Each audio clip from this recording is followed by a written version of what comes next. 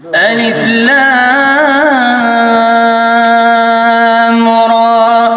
تلك آيات الكتاب وقرآن مبين ربما يود الذين كفروا لو كانوا مسلمين ذرهم يأكلوا ويتمتعوا ويلههم الأمل فسوف يعلمون وما أهلكنا من قرية إلا ولها كتاب معلوم ما تسبق من أمة أجلها وما يستأخرون وقالوا يا